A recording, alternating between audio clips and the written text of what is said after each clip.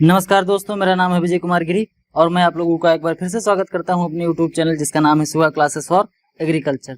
दोस्तों, आज हम सब लोग ऑब्जेक्टिव एग्रीकल्चर, जिसको डॉक्टर एस.आर. कांतवा जी ने लिखा है, इसका एग्रोनॉमी का 9वां लेक्चर आज हम पढ़ने वाले हैं। ठीक, एग्रोनॉमी के 8 लेक्चर में पढ़ा चुका हूँ, आज हम 9वां लेक्चर में पढ़ेंगे। अब देखो, इसमें हम पढ़ने वाले हैं क्वेश्चन नंबर 151 से लेकर 170 तक, यानी कि 151 से 170 नंबर के बीच के जो 20 क्वेश्चन हैं, इन्हीं क्वेश्चन के बारे में हम डिटेल में डिस्कशन करेंगे। तो चलिए स्टार्ट करते हैं। सबसे पहले मैं आप लोगों को 10 सेकंड का टाइम दूंगा, आपको ऑप्शन बताना है।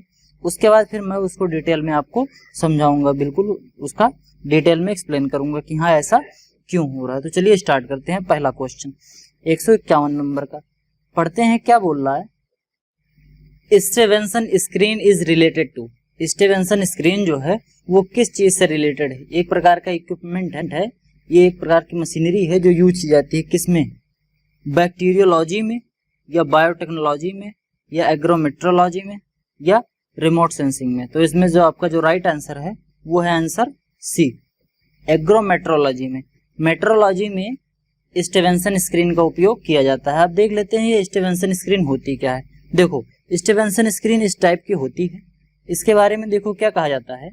A Stevenson screen or instrument shelter is a shelter or an enclose to meteorological instruments against precipitation and direct heat radiation from outside source while still allowing air to circulate freely around them।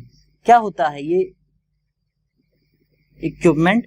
इस equipment में क्या होता है कि इसको बाहर बिल्कुल धूप में लगा दिया जाता है, जहां पर प्रॉपर हवा आती जाती हो, आसपास पेड़ ना हो, प्रॉपर इसको धूप मिलती रहे। तो इससे ये हवा की गति से, हवा से, ह्यूमिडिटी से और टेम्परेचर से, इन्हीं सबसे ये अंदाज लगाकर बता देता है कि प्रेसिपिटेशन होगा यानी बरसात होगी कि नहीं होगी।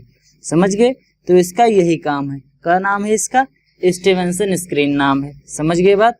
अगला क्वेश्चन देखते हैं क्या बोल रहा है। Biological name of Sama grass. जो सामा घास होती है इसको बायोलॉजिकली क्या बोलते हैं? इसका बोटेनिकल नेम क्या है? ठीक, आपके ऑप्शन है लेसुरस सिंडिकस, पेनिकम मैक्सिमम, साइनोडॉन डक्टिलॉन, सेनक्रस सिलेरिस। तो इसमें से जो आपका राइट आंसर है वो है ऑप्शन नंबर ए, लेसिरस सिंडिसस। ये आपका सामा ग्रास का बोटेनिकल नेम है। ये एक माइनर ग्रेनली कुल की एक ग्रेन वाली क्रॉप है। ये ग्रेन वाली क्रॉप जैसे धान गेहूं होता है, धान गेहूं ज्वार बाजरा, ऐसे 3-4 क्रॉप और भी होती थी। सावा, कोदो, काकन, मड़ुआ, रागी, ये सब जो होती थी ये माइनर सीरियल क्रॉप होती हैं, यानी कि ये बहुत कम बोई जाने वाली अनाज वाली फसलें होती थी। इनको बहुत पहले जमाने में बोया जाता था। अगर आप लोग अपने बाबा से पता करेंगे, बाबा की उम्र के आपके जो होंगे, उनसे अगर आप पूछेंगे तो वो बताएंगे कि हाँ सावा, कोदो, काकुन, मड़ुआ, रागी ये सब बोया जाता था। तो उसी की बात हम कर रहे हैं। सावा का जो बोटेनिकल नेम है वो क्या है? लेसिरस सिंडिसस। समझ गए बात? अगला क्वेश्चन देखो, देखने में ऐसा होता है। ठीक, इसका फिगर हमको अच्छा सा मिल नहीं पाया। अब इसको हम खरपतवार बोलते हैं। देखो, ग्रास बोलने लगे, मतलब इसको घास बोलने लगे।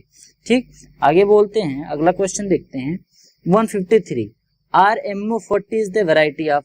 RMO40 ये किसकी वैरायटी है? Moong bean, urd bean, horse bean, moth bean. तो इसमें से जो आपका राइट आंसर है वो ऑप्शन नंबर डी है, मोथ बीन। RMO40 जो वैरायटी है वो किसकी है? मोथ बीन की है। मोथ बीन देखने में ऐसा होता है, समझ गए? सोयाबीन जैसा देखने में लगता है, लेकिन ये होता मोथ बीन है। चलते हैं अगला क्वेश्चन देखते हैं क्या है। Amongst oil cake the highest nitrogen content in.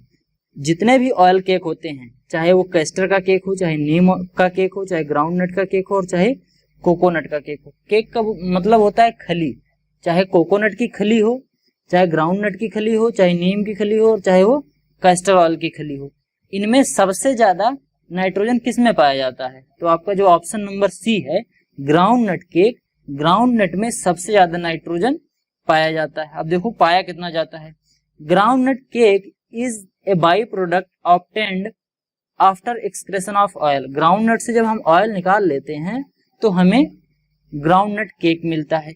इस केक में 45 to 60% प्रोटीन होता है, 22 to 30% कार्बोहाइड्रेट होता है, 3.8 to 7.5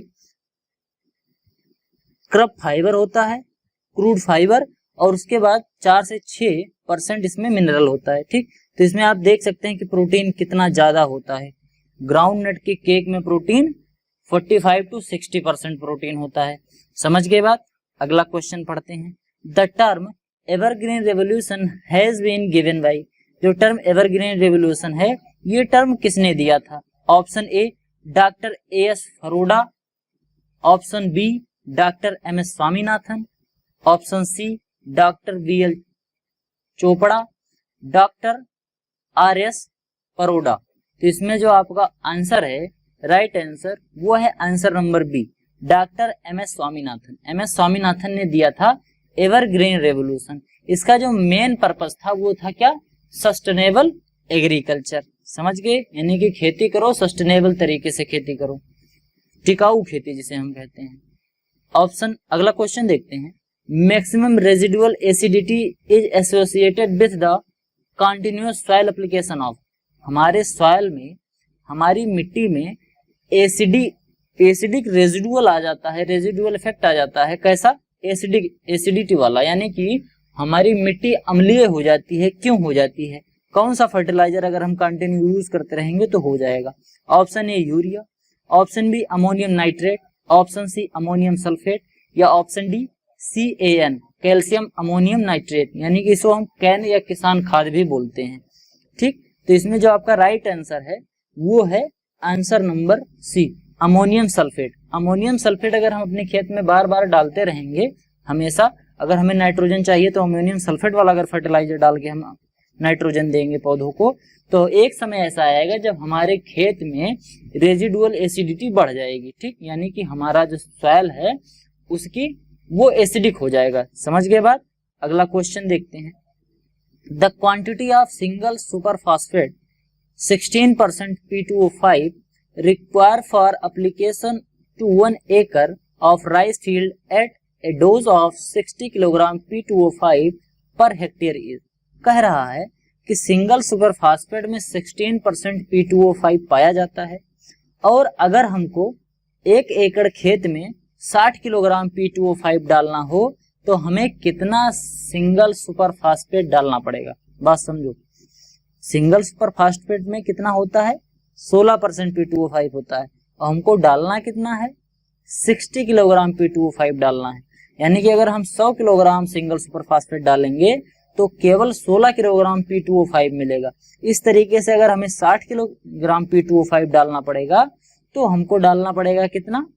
आप बताओ, कैलकुलेट करो, कैलकुलेट करके बताओ। Option A 300 kilogram, option B 450 kilogram, option C 400 kilogram, option D 350 kilogram. तो इसमें से जो आपका राइट आंसर है वो है near about 400 kilogram. Option number C, लगभग 400 किलोग्राम के आसपास हमें सिंगल सुपर फास्फेट डालना पड़ेगा अगर हमको अपने खेत में 60 किलोग्राम फास्फोरस डालनी है। देखते हैं क्या बोल रहा है अगला question. The most important potential contaminant of food product of sewage sludge amended soil is. अब देखो, ये जो क्वेश्चन है ये कह रहा है कि अगर हमारी कोई ऐसी सॉइल है जिसमें हम सीवेज स्लट डाल के उसको अमेंड करते हैं, तो उसके अंदर से जो हम फूड प्रोडक्ट प्रोड्यूस करेंगे, यानी कि जो सब्जी फल फसलें जो हम उगाएंगे, उसमें से निम्नलिखित में से कौन सा कंटामिनेंट ज्यादा होगा? ठीक, तो ऑप्शन ए है chromium, option B lead, option C zinc, option D cadmium. तो इसमें से जो आपका राइट आंसर है वो है आंसर नंबर डी, कैडमियम। ठीक, अब बात समझो, होता क्या है कि जैसे मान लो कि हमारे पास खेत जो है वो खेत सही नहीं है, ठीक, यानी कि वो प्रोडक्टिव नहीं है, उसके अंदर ऑर्गेनिक मैटर की कमी है, तो हम क्या करेंगे कि जो सीवेज पाइपलाइन होती है, उसी सीवेज का जो स्लड निकलता है, यानी कि उसका जो waste material, solid material waste निकलता है, उसको हम क्या करेंगे, लेके आएंगे और खेत में मिला देंगे। ठीक, अब जब हमने खेत में मिला दिया उसको, तो खेत में मिलाने की वजह से ऑर्गेनिक मैटर तो बढ़ गए, क्योंकि सीवेज का जो सॉलिड वेस्ट होता है उसमें ऑर्गेनिक मैटर तो बहुत पाए जाएंगे, लेकिन ऑर्गेनिक मैटर के अलावा उसमें कैडमियम भी पाया जाता है।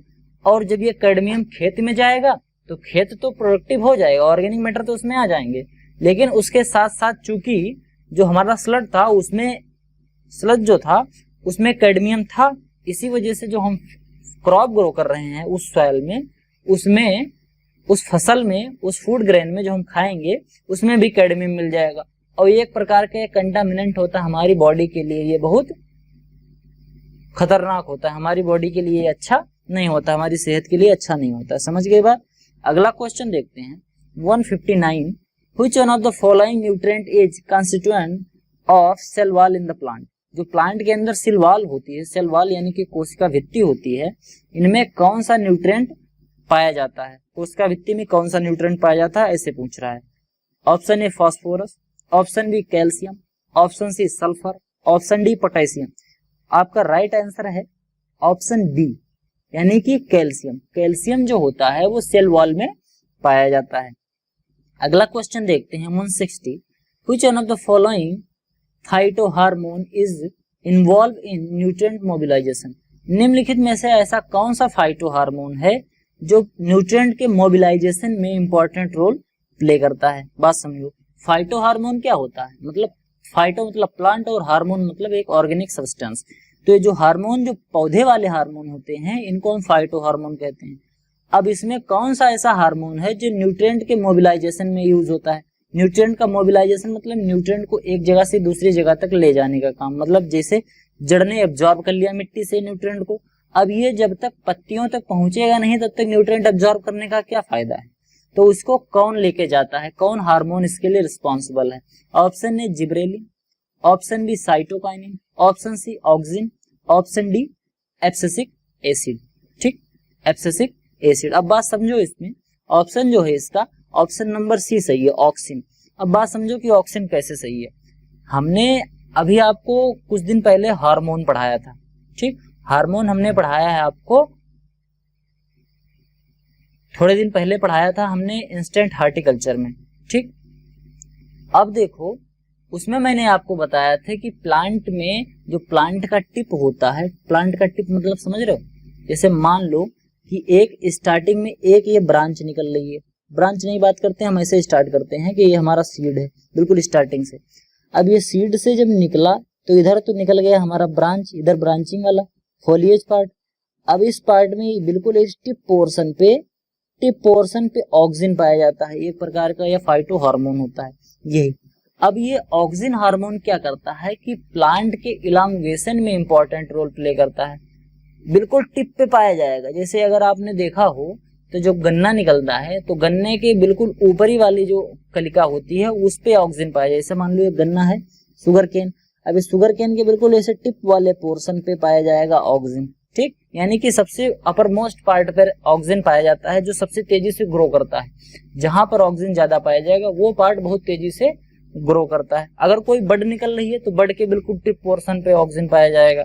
तो ये क्या करता है, न्यूट्रिएंट के मोबिलाइजेशन के लिए बड़ा इंपॉर्टेंट होता है। समझ गए बात। जड़ से जो न्यूट्रिएंट आया वो ऑक्सिन लेके, उस न्यूट्रिएंट को ऑक्सिन ने लिया और लेके पहुंच गया पानी के थ्रू, पहुंच गया बिल्कुल एकदम टिप पोर्शन पे। तो इसी वजह से वहां ऑक्सिन ज्यादा पाया जाता है, क्योंकि न्यूट्रिएंट वहां लाता है ऑक्सिन, जड़ से लेके आएगा पानी के माध्यम से। ठीक, पानी से वहां से जाइलम के थ्रू होते हुए बिल्कुल जहां पर ग्रोथ हो रही है पौधे की वहां पहुंच जाएगा। तो इसीलिए पौधे की ग्रोथ जहां होती है वहां ऑक्सिन पाया जाता है। क्यों? क्योंकि ऑक्सिन ही न्यूट्रिएंट को लेकर आता है। अगला क्वेश्चन देखते हैं 161, heavy application of potassium fertiliser often lead to reduce observation of. अगर हमने अपने खेत में पोटेशियम फर्टिलाइजर का ज्यादा यूज कर दिया तो इससे किसका एब्जॉर्बेशन कम हो जाएगा, हमारी जो जड़ है वो किसका एब्जॉर्बेशन कम कर देगा, हमने पोटाश ज्यादा डाल दिया खेत में।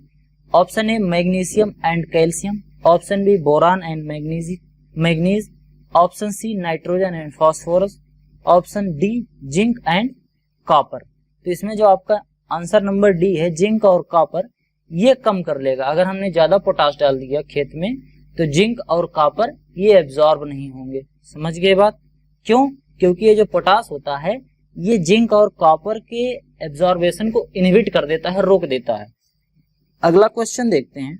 इसीलिए हमें बैलेंस में डालना चाहिए पोटास, ठीक। अगर ज्यादा हो जाएगा तो प्रॉब्लम, कम हो जाएगा तो भी प्रॉब्लम। 162 क्वेश्चन देखते हैं। If a plant shows extensive interveinal chlorosis, interveinal chlorosis मतलब होता है, वेन्स का मतलब होता है नसें, ठीक। ये जो है ये क्या है, नस, इसको कह सकते हैं कि पत्ती की नस, ठीक। अब इंटरवेनियल मतलब नसों के बीच में, देखो जैसे एक नस ये है, एक नस ये है, एक नस ये है। अब इसके बीच में ये वाला जो पोर्शन है, ध्यान से देखो तो ये पीला पीला दिख रहा है। नसों के बिल्कुल बीच बीच में जितनी जगह बच रही है वहां सब पीला पीला दिख रहा है, और जो पीला पीला दिख रहा है इसी को हम बोलते हैं क्लोरोसिस, यानी कि वहां पर क्लोरोफिल का अभाव हो जाता है, क्लोरोफिल कम हो जाता है।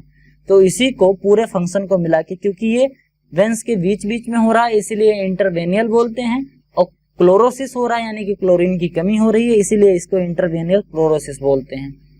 Of the older leaf and let this reaches the younger leaf the symptom is due to lack of. ऐसा सिम्टम क्यों होता है? सबसे पहले ये पुरानी पत्तियों पे इस टाइप का सिम्टम होगा, फिर धीरे धीरे जो नई पत्तियां ग्रो हो रही हैं उनमें भी ये सिम्टम दिखने लगेगा। तो ये सिम्टम दिखता क्यों है, किसकी कमी की वजह से दिखता है? ड्यू टू लैक ऑफ, किस न्यूट्रिएंट की कमी की वजह से ऐसा होता है?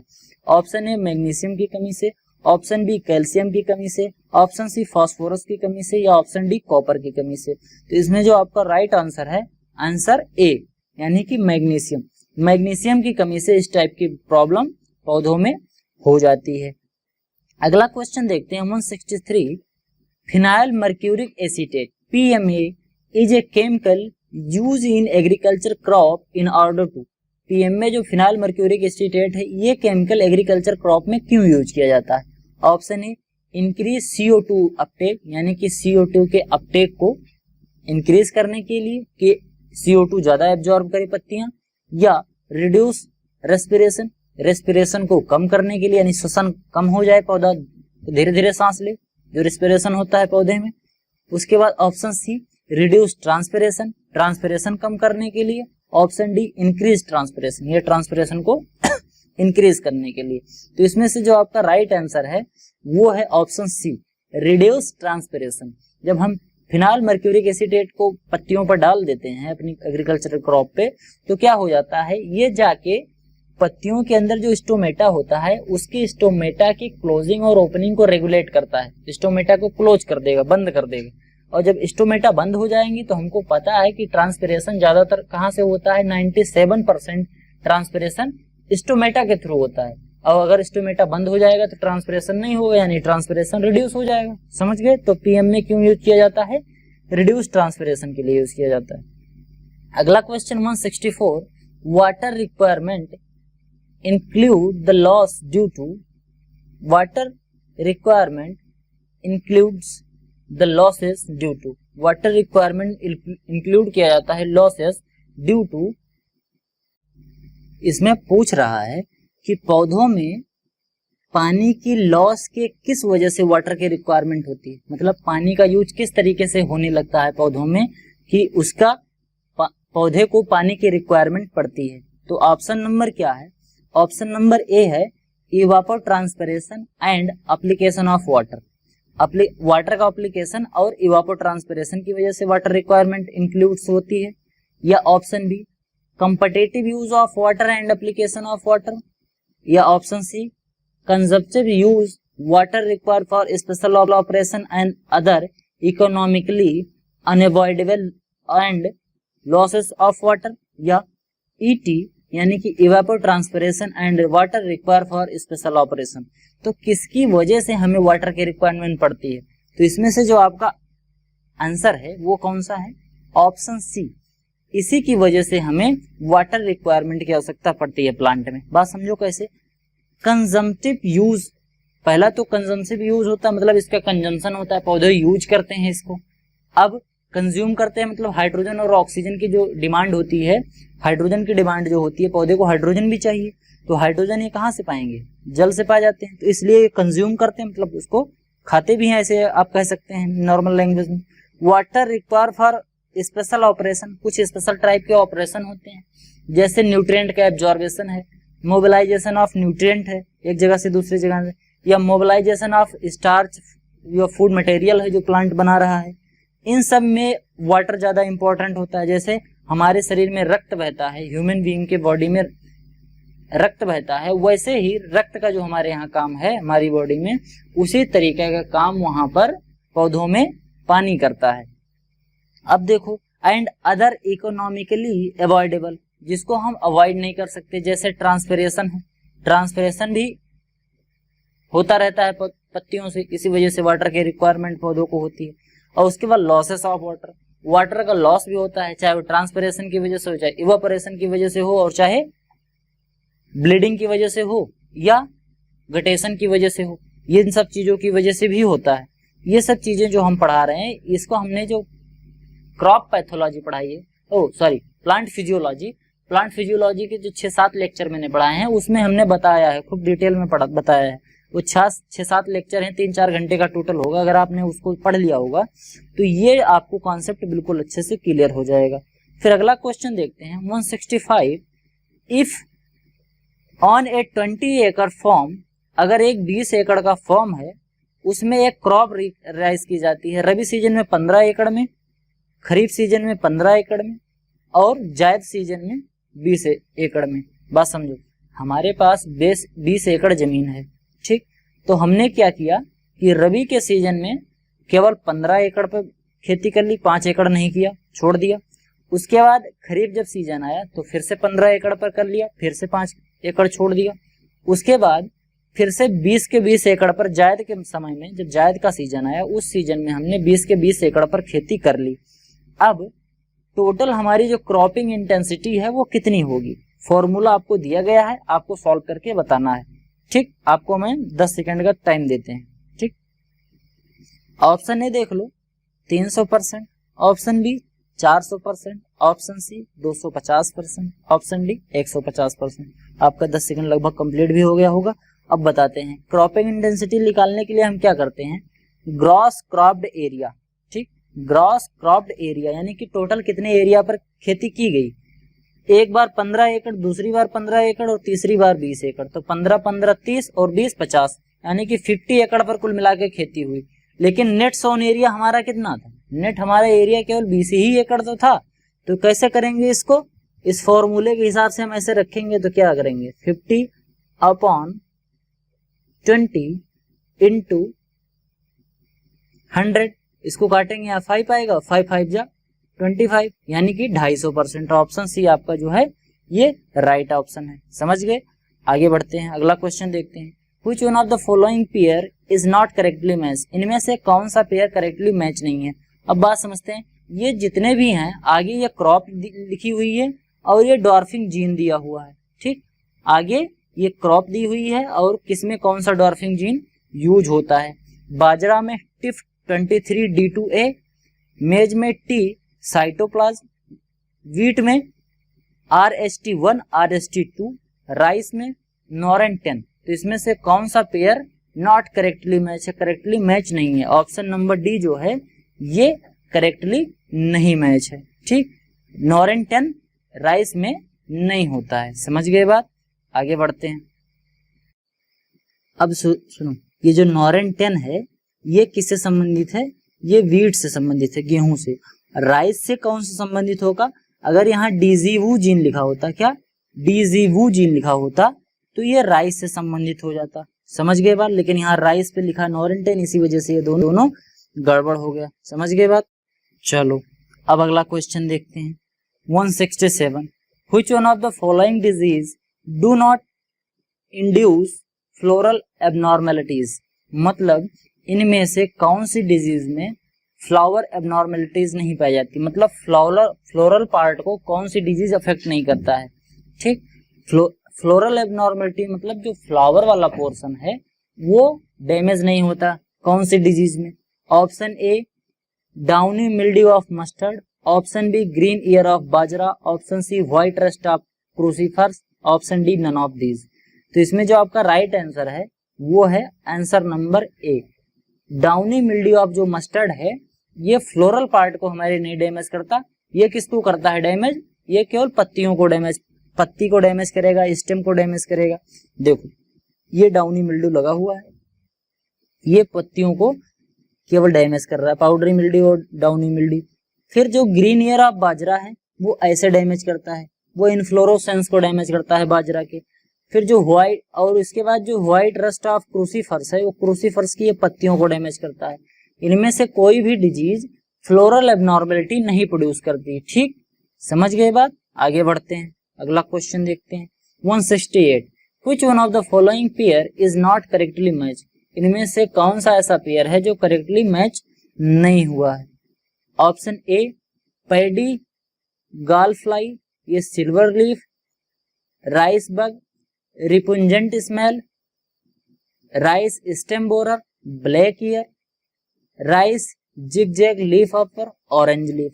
तो इसमें से जो आपका राइट आंसर है वो है option C, rice stem borer, black ear. ये जो है ये करेक्टली मैच नहीं हुआ है। समझ गए? ये समझो बात को। ये आगे जो दिया है ये इंसेक्ट दिए गए हैं और पीछे जो सिम्टम प्रोड्यूस करते हैं उनके नाम दिए गए हैं। समझ गए? तो जो राइस स्टेम बोरर है वो ब्लैक ईयर नहीं प्रोड्यूस करता, ब्लैक ईयर डिजीज दूसरी वजह से होती है। समझ गए बात? आगे बढ़ते हैं। Which one of the following disease of pigeon pea is transmitted by eriophyid mite. इनमें से कौन सी ऐसा डिजीज है पिजन पी का जो एरियोफिड माइट के द्वारा ट्रांसफर किया जाता है? Option A phytophthora stem rot, cercospora leaf spot, yellow mosaic या स्टेरिलिटी मोज़ेक। तो इसमें जो आपका राइट आंसर है वो है आंसर डी, स्टेरिलिटी मोज़ेक। जो होता है ये एरियोफिड माइट की वजह से ट्रांसमिट होता है। जब मोज़ेक हो जाता है पौधे में, तो जो जिस पौधे में पिजन पी मतलब अरहर में जब हो जाएगा तो इस टाइप से सिम्टम बनेगा। पौधे की जो ग्रोथ है वो रुक जाएगी, पत्तियां जिगजैग मॉडल के हो जाएंगी, पत्तियां टेढ़ी मेढ़ी हो जाती है। देखो ऐसे नॉर्मल पत्ती जैसी नहीं है, पत्तियां इसकी टेढ़ी मेढ़ी हो गई हैं। समझ गए? फिर अगला क्वेश्चन देखते हैं। Which one of the following was introduce in the country to eradicate prickly pear. Prickly pear को इरेडिकेट करने के लिए, प्रिकली पियर एक वीड है, इसको इरेडिकेट करने के लिए ऐसा कौन सा प्रेडिएटर है जिसको लाया गया? ठीक, ऑप्शन ए है क्राइसोमिल्ला स्पेसीज, डेक्टोलाइफस टोमेंटस, जाइगोग्रामा बाइकोलोराटा, न्यू चिटेनिया स्पेसीज। तो इसमें जो आपका राइट आंसर है वो है आंसर नंबर बी, डेक्टाइलोपस टोमेंटोसस। जो है ये एक प्रकार का प्रेडिएटर होता है जो क्या करता है कि जो प्रिकली पियर होता है एक प्रकार का वीड, इसको ये क्या करता है, खा लेता है। ठीक, तो इसको जब खा लेगा तो ये वीड धीरे धीरे क्या हो जाएगा, खत्म हो जाएगा। समझ गए? तो आज के लिए 170 क्वेश्चन आपके ये पूरे हुए, 20 क्वेश्चन। अगर आपको ये वीडियो पसंद आया हो, मेरा एफर्ट अच्छा लगा हो तो वीडियो को लाइक करें। चैनल पर नए हैं तो चैनल को सब्सक्राइब जरूर करें। आपके जो भी सुझाव हो कमेंट बॉक्स में कमेंट करें। अपने दोस्तों के साथ चैनल को शेयर जरूर करें। मिलते हैं किसी अगले वीडियो में, तब तक इजाजत दीजिए। धन्यवाद। सक्सेस विद स्मार्ट लर्निंग विश्व का classes for agriculture. Thank you all.